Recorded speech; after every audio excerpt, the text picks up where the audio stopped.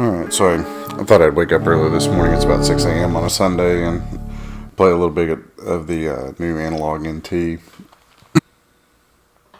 So we're going to play some Donkey Kong Country 2. Because it's one of my favorites.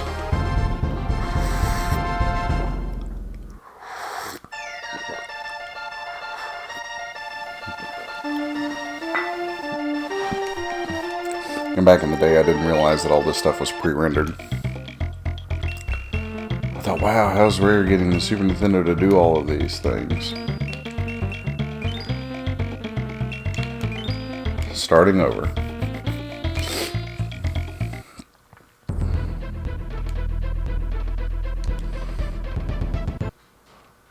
So I'll add a little commentary here or there, I suppose, but I'm mostly just going to play.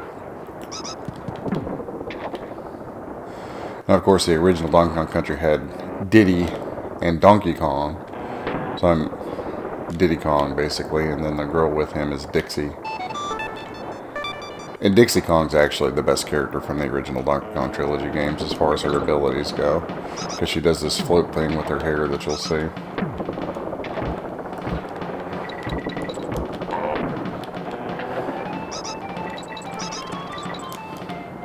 So every level has collectibles. There's a lot of collecting in this game. There's a K-O-N-G to spell Kong. There's also banana coins, which you can spend to save your game, and various other things. Get tips.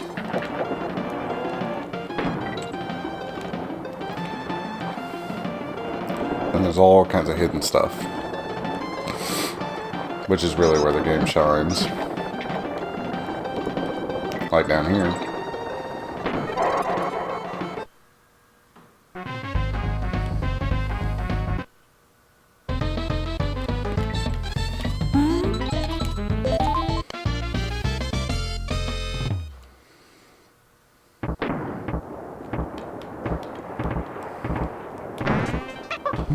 But the Super NT really does look good. I mean, these games are displaying at 1080, even though, you know, the Super Nintendo is basically a 240p system.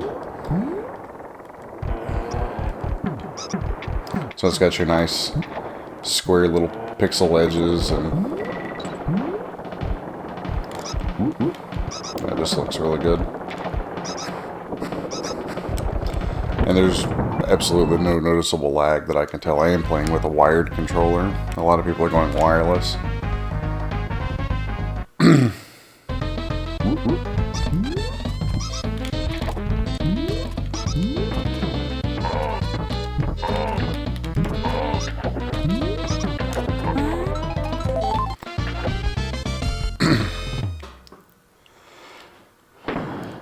And also, this is an ASCII pad, which has the turbo functions and programmable stuff. It's probably the best, or one of the best third-party controllers ever made. This thing is awesome. It's actually better than the original Super Nintendo controller. It basically has the same look and feel as a standard Super Nintendo controller, but I got this actually from Benjamin a while back.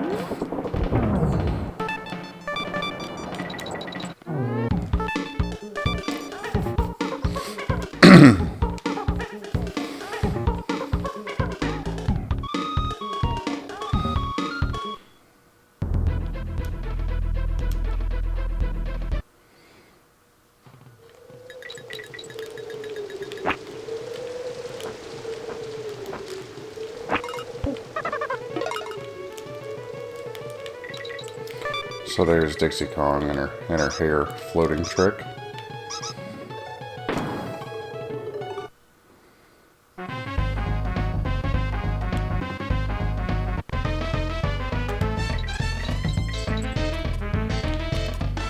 The Super Nintendo had so many good, you know, side-scrolling adventure games like this. You know, Mario World, the Donkey Kong Country series. And there's just a lot of them. But definitely the first party Nintendo games are great. Well, I guess I should mention Yoshi's Island too. It's one of my favorite games.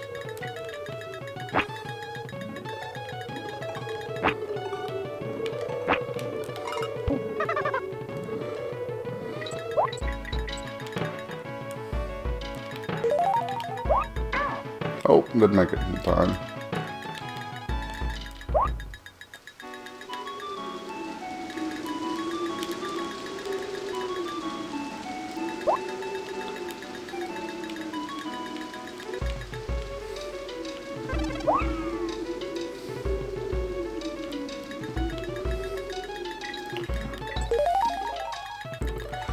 I have this problem where I'm streaming and I always play worse. I think it's the pressure of knowing that people could potentially be watching.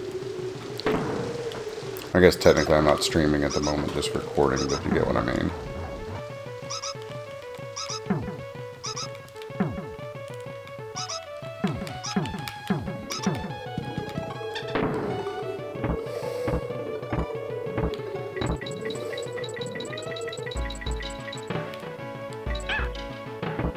Oh, that's not supposed to happen.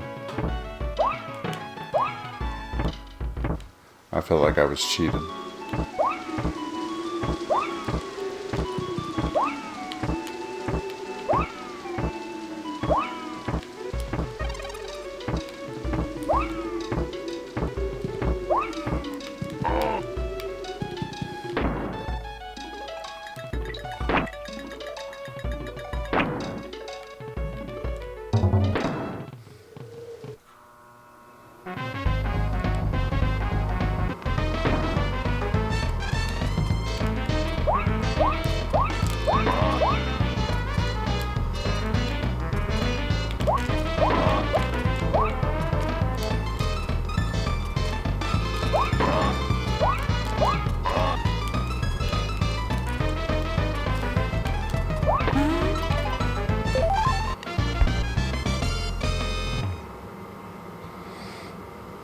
It's funny how you sort of have muscle memory for certain games, but this is one of them. They definitely got like the jump and the movement of the characters and everything correct, which was something that I think was kind of hard to do with digitized graphics. Because there are not very many games with digitized graphics that really have that good control. It's just something that seems like it was part of this whole chunk of games that came out around this time, that the controls got sloppy.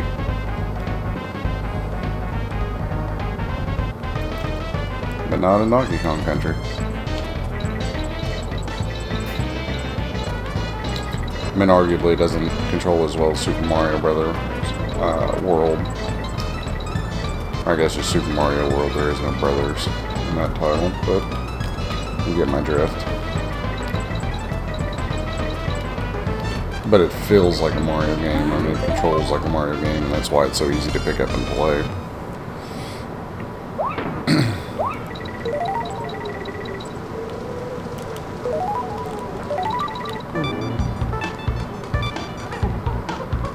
So in the first world, you rack up the 1-ups. In that first level, that very first 1-up that I had, you can go back and basically farm that level and get yourself, like 100 lives or whatever. If you want.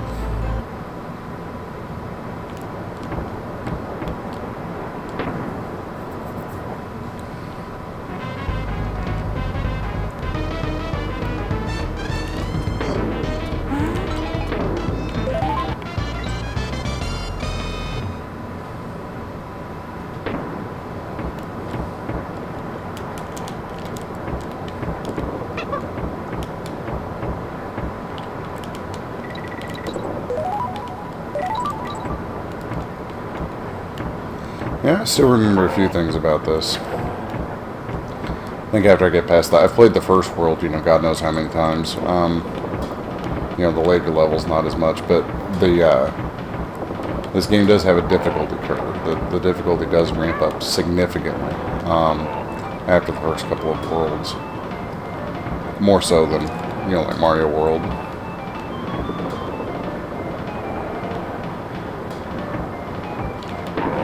It's kind of funny. It still has the, when you go off screen, the characters regenerate and that sort of thing, kind of like a Mega Man game. Or if you don't sit there and watch your barrel explode, it'll just disappear.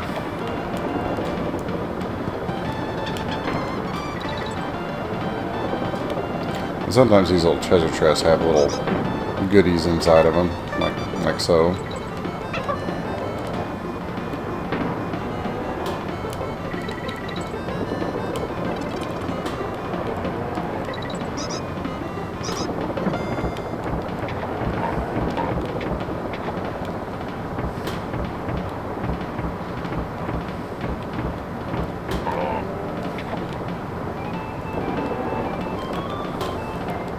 Yeah, but it's just the little minor touches they put in this game, like the little splash when you jump on the alligators, they hit the water and splash. You know, little things they didn't have to do, but just add a little tiny something even if you're not thinking about it.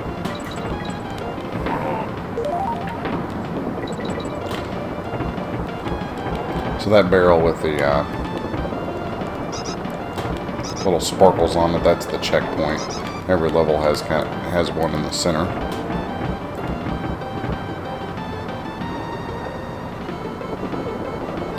The only way to kill these big guys is with the barrel.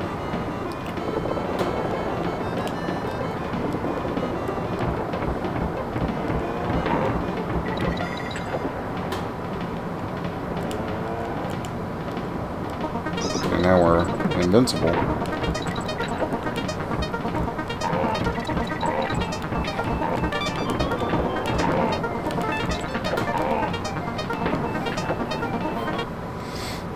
Bingo.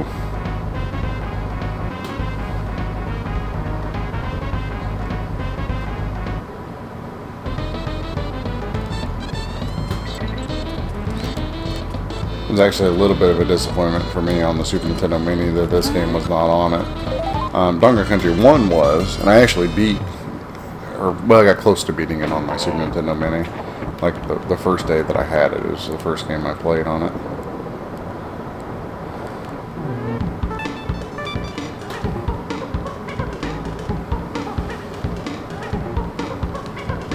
Monkey Rat.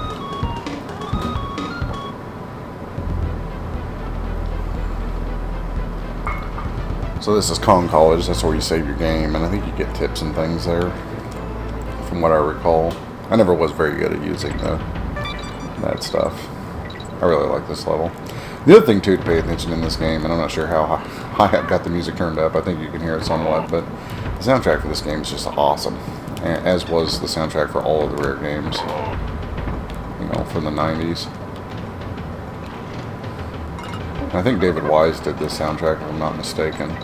We listened to our episode with Norm, the gaming historian. He tells a story about going out and having a beer with David Wise when he was over at Retro Spill Missing in Norway or wherever that place is.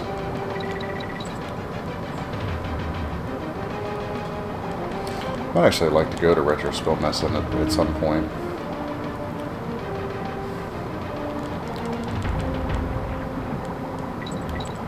Would be really fun, being that we're not big YouTube personalities or big time content creators. They're not going to pay our way, so it'd be an expensive trip.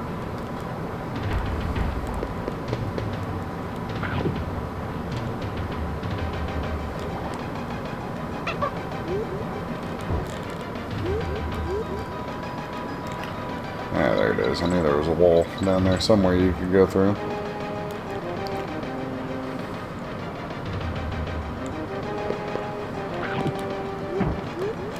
Guys are kind of a pain. Some of these long box crates like that have hidden levels inside of them.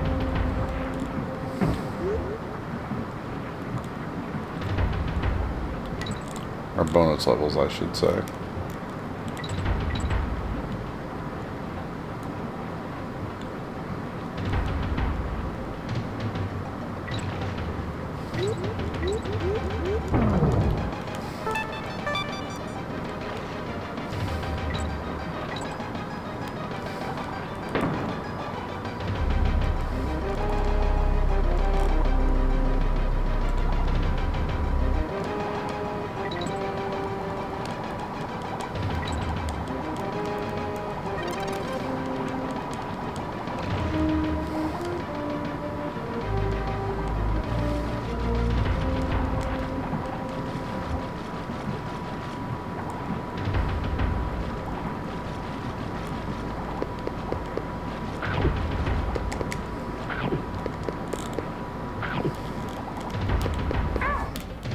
I knew that was going to happen.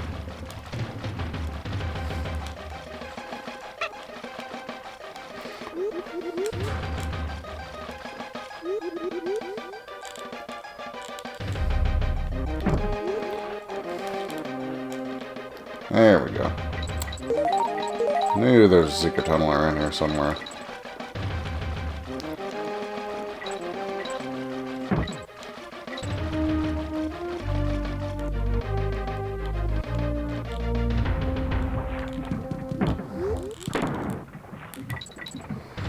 Actually, if they ever put the soundtrack for this out on vinyl, I'll be all over it.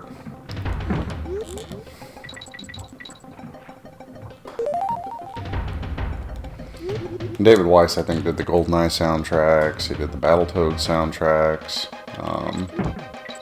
I don't know, just all the classic Rare games that you think of. Rare really had something in the 90s. I don't know why they were so much better than everybody else, but they really were.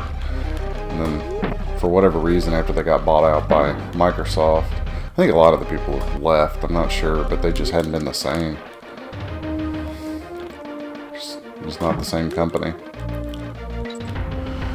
I know some of the guys went off to Free Radical that made the Time Splitter series, which is really good. If you've never played this Time Splitter series, it really, after GoldenEye and Perfect Dark, really kind of became the standard bearer for, local multiplayer. Shooter games, split screen, that kind of stuff. That and Halo, I suppose. But and then some of the other guys, I think, went to Retro, which made the Metroid Prime series, which also is an excellent game. And it's my favorite first-person, quote-unquote, first-person shooter of all time, if you want to consider it a first-person shooter. Which it kind of is. It's sort of a first-person adventure game / shooter. But I could play that game anytime. It's one of those games that, I always want to play. And I've played through Metroid Prime, I don't know, probably 5 or 6 times. In total. I've started on it and quit it more times than that, though. Because I get distracted, I'll play like half the game and then see something else shiny and forget about it for a while and then not want to go back. This is one of those games that you kind of want to get into because there's little hidden things and you're kind of in the middle of a quest for something whenever you stop. And speaking of Metroid games, I actually got the Metroid 2 remake for the 3DS here a couple months ago, and I'm probably like 70% of the way through it. I need to pick it up back up and finish it. And it's actually really good.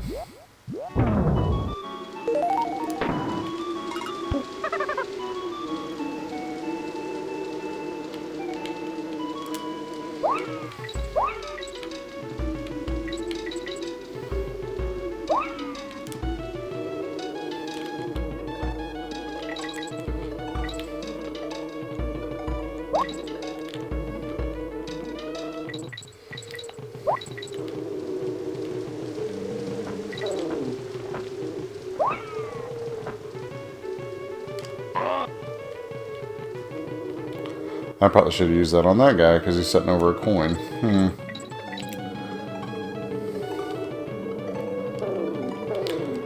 The trick with this game is if you see something that looks a little bit out of place, there's probably a secret area over there. Or a secret something. I mean, you see those 2 dragonflies floating and you think, well, I can't jump to reach those guys. Why would they be there? Well, there's a secret hook. Between the 2,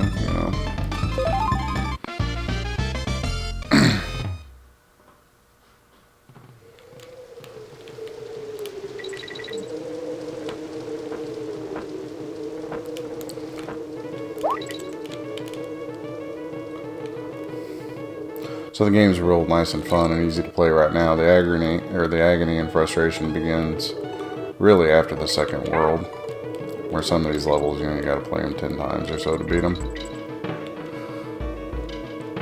But speaking of tough 2D side-scrollers, I've been playing Super Meat Boy. Again, I actually played it a lot when it first came out, but I downloaded it on the Switch the other day and been playing it. I love that game. And there are levels in it, and I'm not even exaggerating. I'll die 100 times before I'll actually beat them. And but it's one of those games where you don't even mind dying. Because when you die, it's definitely your fault. And the game's trying to teach you how to beat these, seemingly impossible tasks. Just good stuff. I really feel like one of the hindrances of games back in the 80s and 90s is the programmers always seemingly felt like they had to give these games a certain number of lives. You get 3 lives, you get a couple lives, which leads to some of the skill of the thing, but you can compensate for just giving them infinite lives, if the game is really, really tough, games like Castlevania come to mind. Then you say, well, the thing is to make you good at the game and make you want to be a completionist or really, really learn the game. But there are, a fairly large number of people who will never be good enough to beat Castlevania, without some sort of help, made the way that it is, especially kids. I mean, I can play Castlevania 1 now relatively okay, but when I was 6 or 8 or, even 10, that game was just way, way too hard. I just didn't get any enjoyment out of that game back in the day because it was just way too hard to play. And I mean, as far as gaming ability, I'm probably somewhere around average, Or at least I think that's where I am. But that means there was a whole lot of kids that just never really got any enjoyment out of that game. Even though it's a great game. I think there's something up here. Yeah.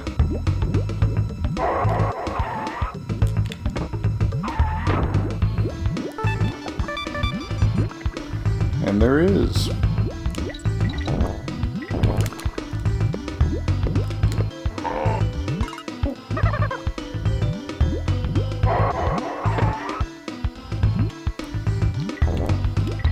So the way that Diddy holds the barrels is better. Because he holds them out in front. And Dixie has this like wind up that she does. And I also like the way that Diddy jumps better than Dixie.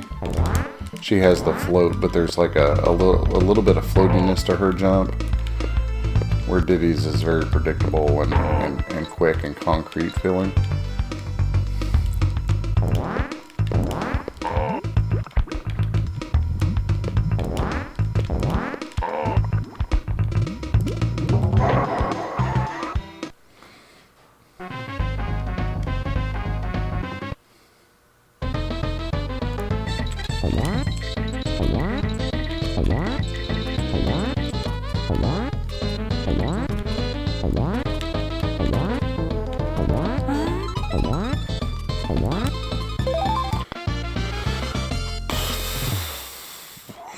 Now the old guy still got it a little bit.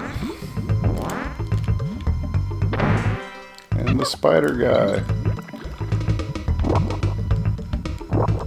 I had such a hard time controlling this dude back in the day when I was a kid. Now he's not so hard.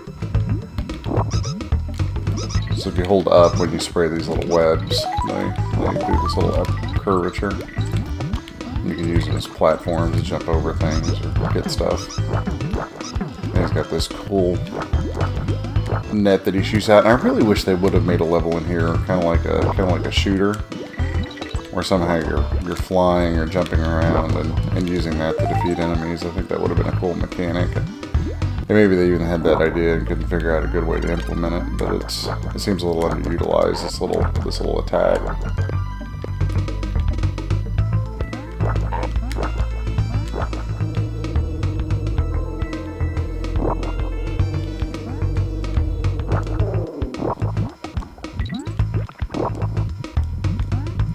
You only get, 10 seconds or so on each one of those little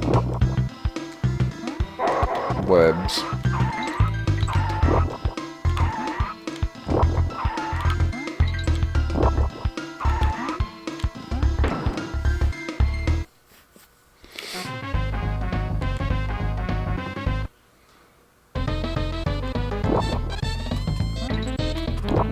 So this bonus stage is pretty easy, just go up.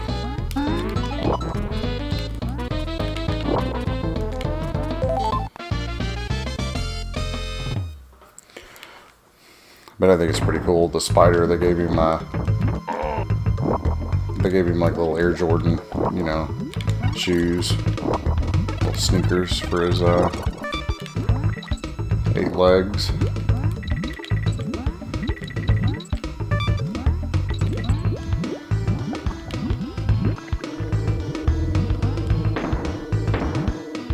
Whee!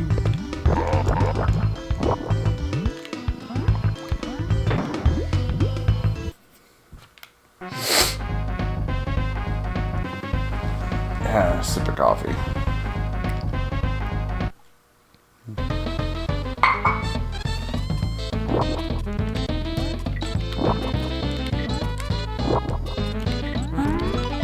My kid will probably be up here any minute. He woke up at, I think, 2 a.m., 1:30 a.m. this morning screaming for his mom because his legs were wrapped up in his blanket, and I think it scared him. I never really got back to sleep.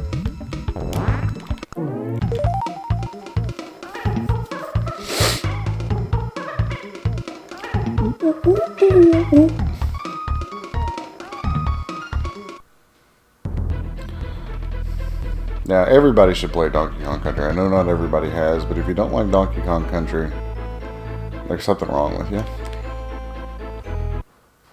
No offense to anybody that doesn't like Donkey Kong Country, but you're weird.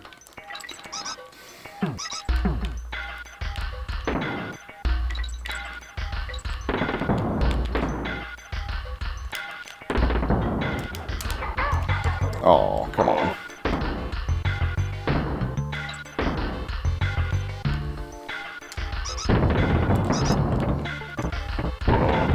Those barrels are always fun. Get my bananas.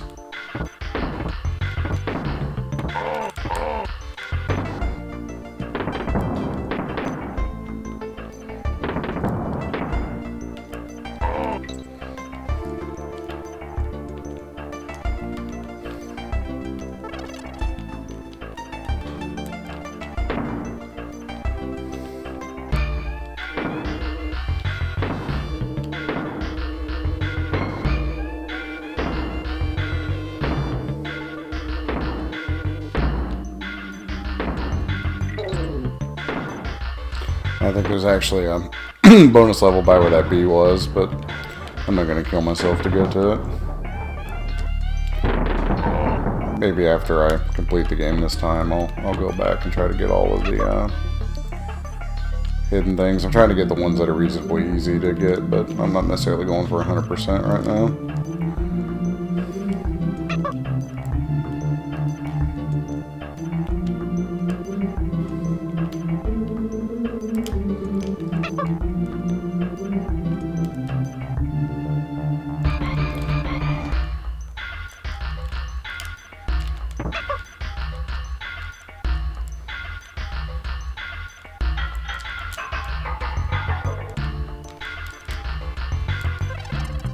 There we go. Couldn't get the timing down to do that.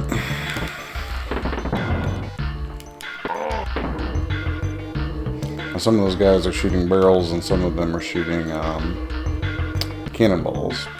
And obviously the cannonballs you can't jump on. This is the first level actually that gets really difficult in the game, I feel like.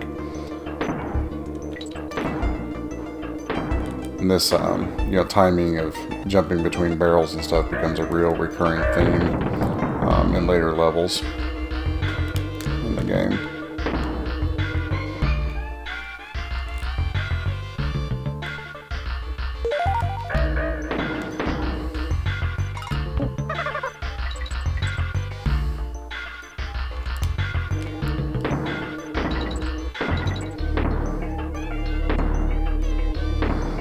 They really use this whole jump over a bee out of a barrel thing a lot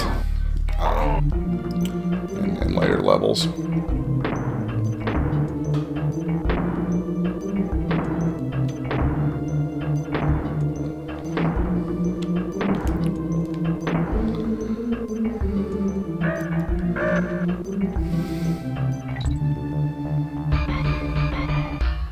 See, I need Diddy to get this bonus stage here. And I don't have him because I got hit.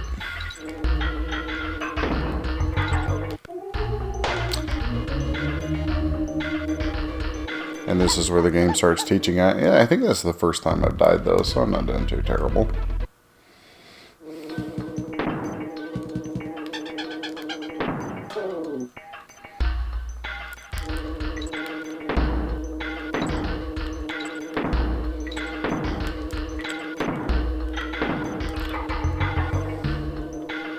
The funny thing is, though, you know, even on the Switch, which doesn't even have a D-pad, when I play 2D platformers like this, I still use the sort of makeshift D-pad on the Switch. I still use the D-pad on the PS4 controller. You know, I'm like the last person.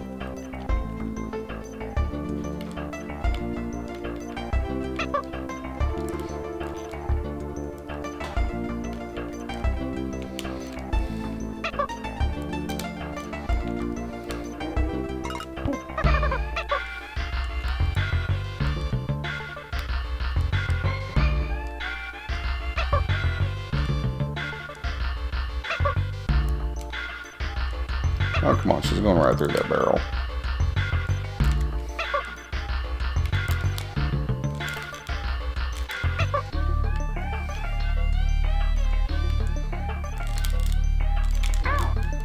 Oh, come on. Well, live and learn.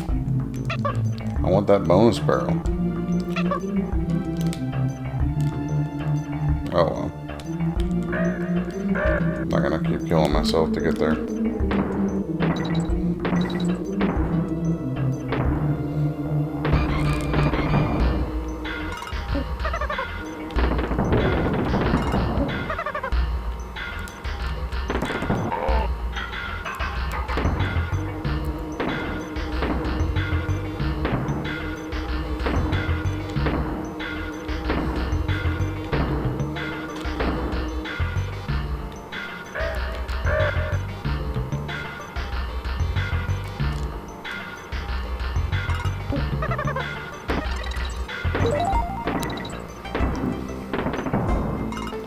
Hooray for goodies. Man. Oh, jeez. I gotta get my timing done. That's the second time I died on that same bee.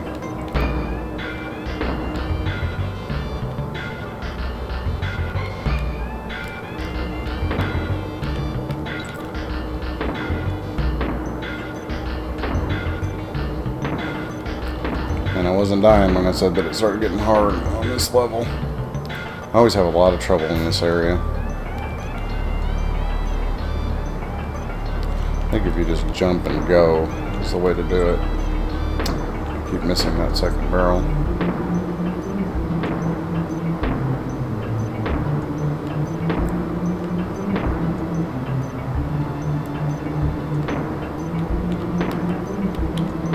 There we go.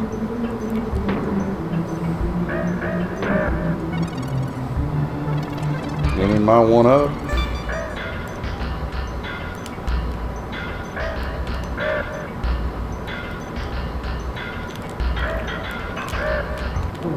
Oh, I missed my one up balloon.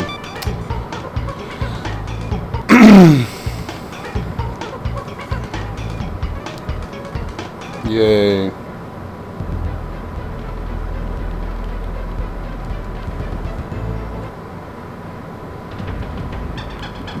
This level's kind of fun. So it's like the first water level that we were in, but you'll notice that it ain't water. It's lava this go around. So you jump on these little sea lions who are powerful enough to cool down the whole thing.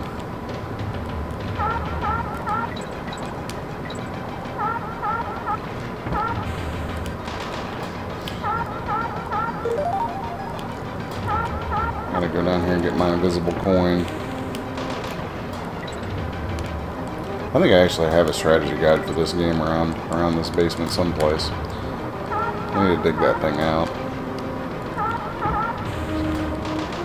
especially if I'm going to try to do the completion. I'm not sure where there's some things that are really well hidden in this game, especially in the later levels.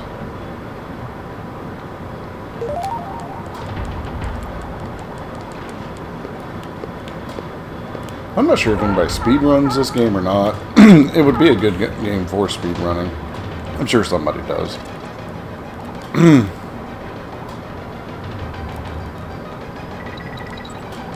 Bound to. Which, incidentally, if you're ever bored and you got access to YouTube nearby, watching speedruns is a lot of fun. People are pretty darn impressive. I mean, I guess it's that whole, well, you could be a speedrunner or you could, like, you know, cure world hunger or something, but speedrunning's a pretty cool second to doing something that really matters.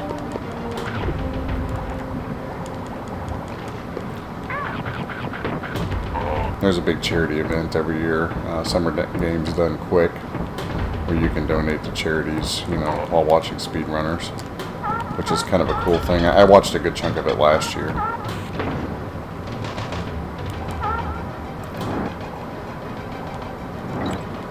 It's always hard for me to watch all that kind of stuff live because of work, so oftentimes I don't get to see it until after it's already happened.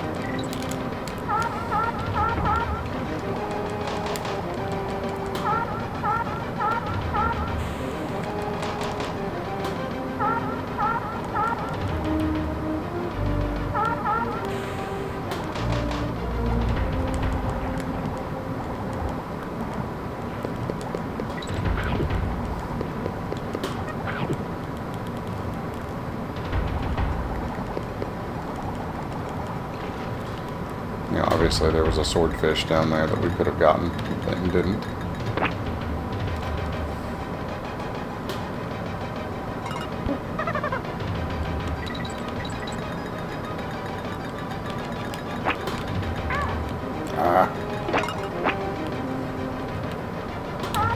The timing was off.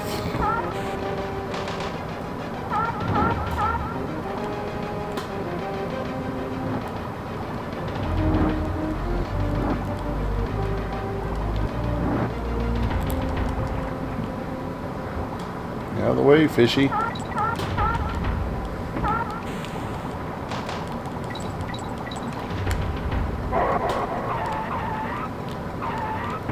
Say, put that guy there so he'll bump you off in the lava. Really cheap.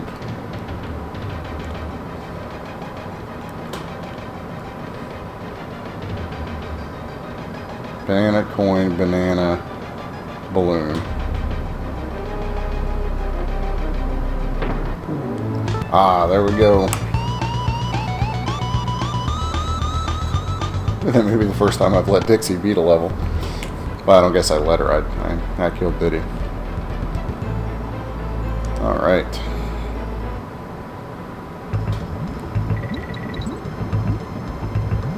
This is kind of a fun level.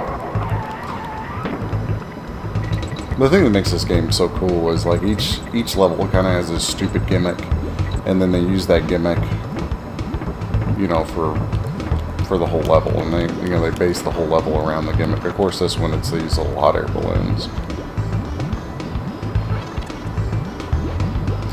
You know, why there's hot air balloons floating in a cave and why monkeys would be in the cave collecting bananas, I guess, is another story. But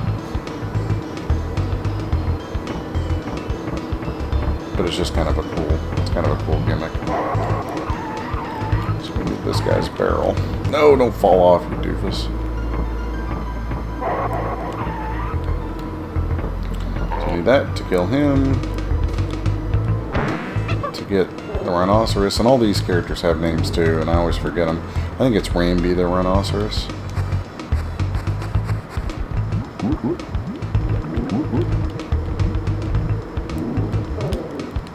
And he can jump on bees, obviously. Kill bees, which is what we're going to use him for here.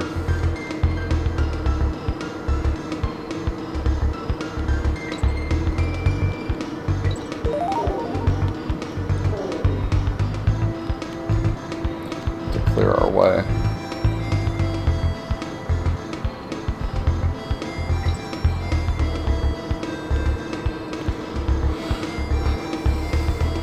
And I'm sorry that, for anybody watching the video, I am playing in 4x3 mode, which you'll see the black bars on the sides of the screen. I've got to play Super Nintendo games in 4x3, and if you're playing in 16:9, you're deranged.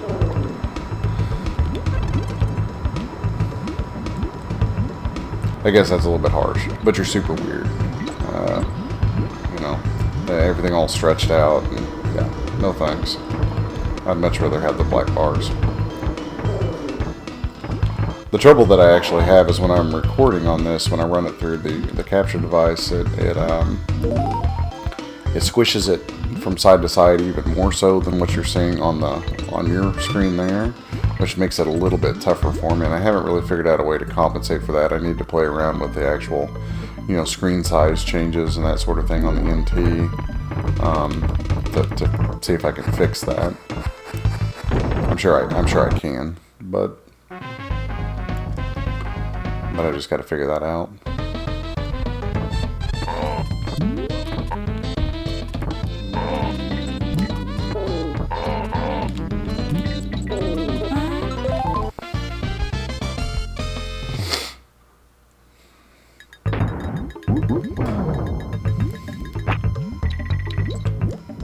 Get out of here.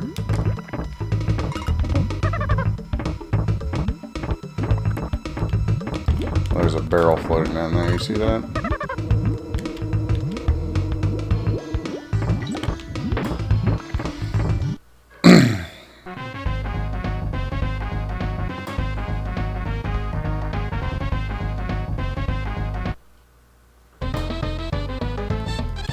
Collect the stars.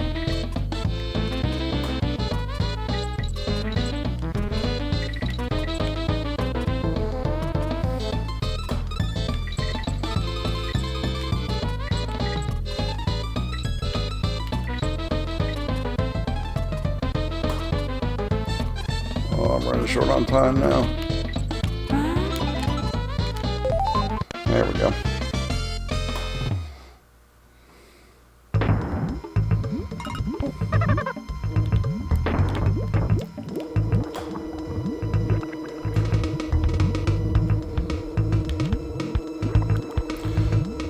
So we use Diddy here so he can hold the barrel out in front of him and give us a freebie hit.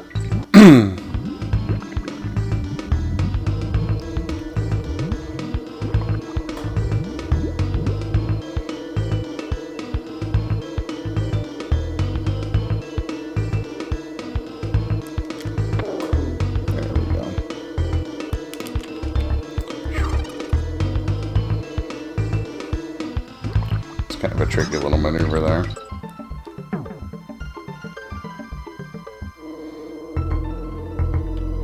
The same deal here. If you want to get bonus points, you go for that coin there in the middle.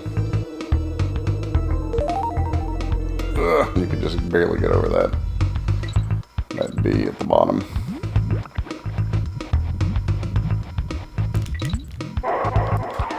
And of course we got the guy here who'll knock you off if you're not ready for him.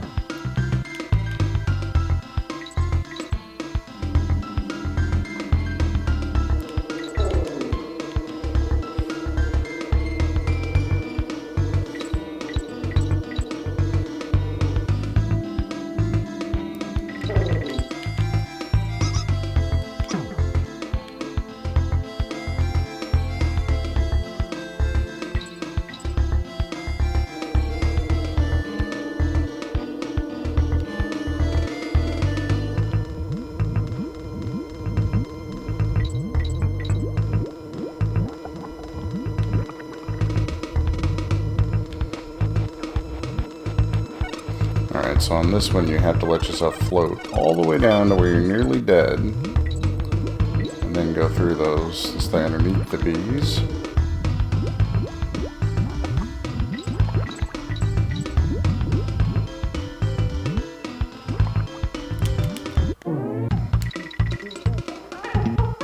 So to get that time correctly, to get the one up, you have to jump on that other balloon. I didn't really feel like risking it.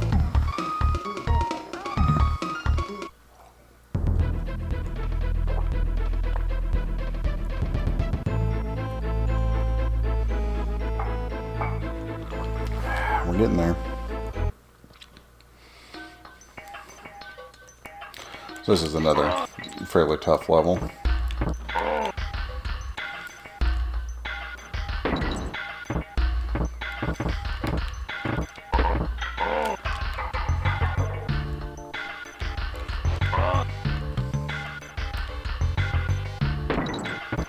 There's a few places where they'll have those guys with those hooks to surprise you. They'll jump on a platform not knowing that they're there, and there's already a hook in the air coming your way. I just missed the platform I was going for. That's okay.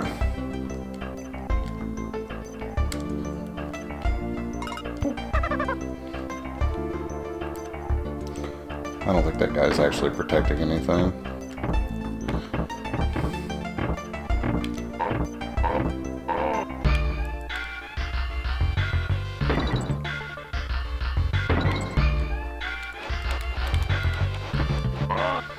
I think there's a one-up in the barrel behind that bottom dude, but you pretty much have to sacrifice one of your characters to get it.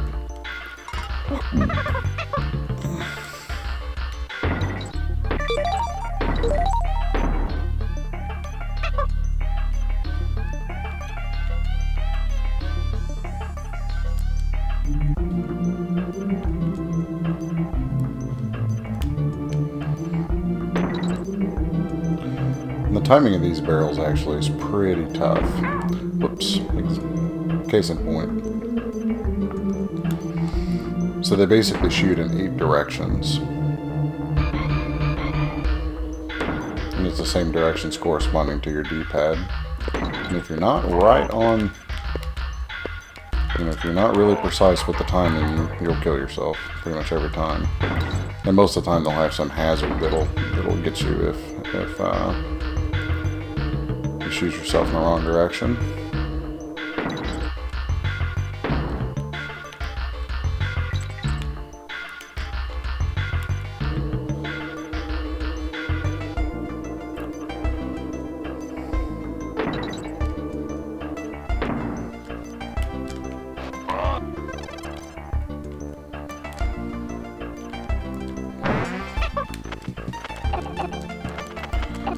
And this got to be so much easier if those little peanuts that he shoots out went in the right direction, went straight across, rather than had that angle down.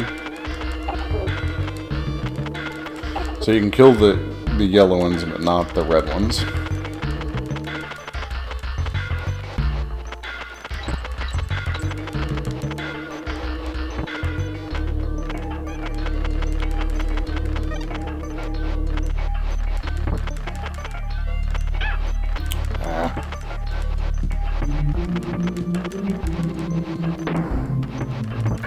Right here, you just go as fast as you can.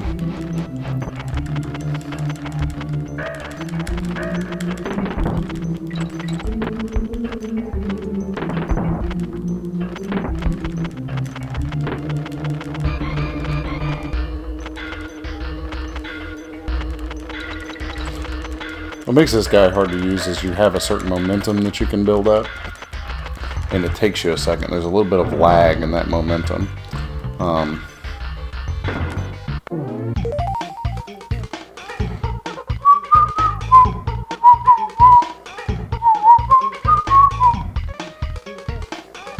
That's the sound of victory.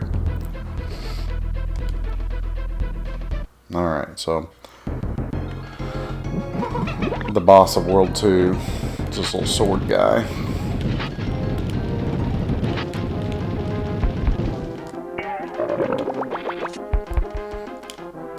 So you hit him and then he comes after you, basically.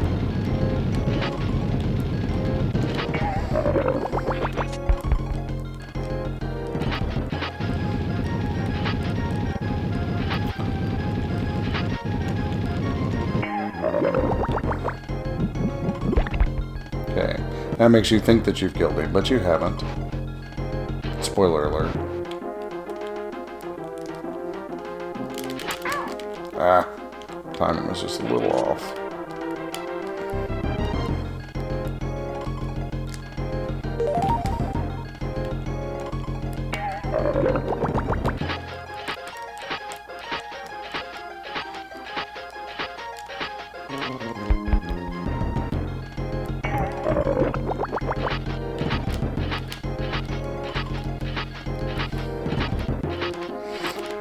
I always go diagonally up, which may not be the best way to do it, I don't know.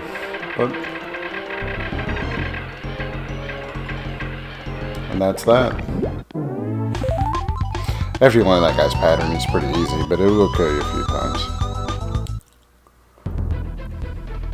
Alright, I think that's going to end it for this little play session, but I appreciate anybody for tuning in. If you have requests for things that you want me to stream or things you'd like to see in the future, just let me know or write it in the comments section. Go to our Facebook page, facebook.com/videogamedads, and shout at us there as well, or send us emails at videogamedads@yahoo.com. Thanks.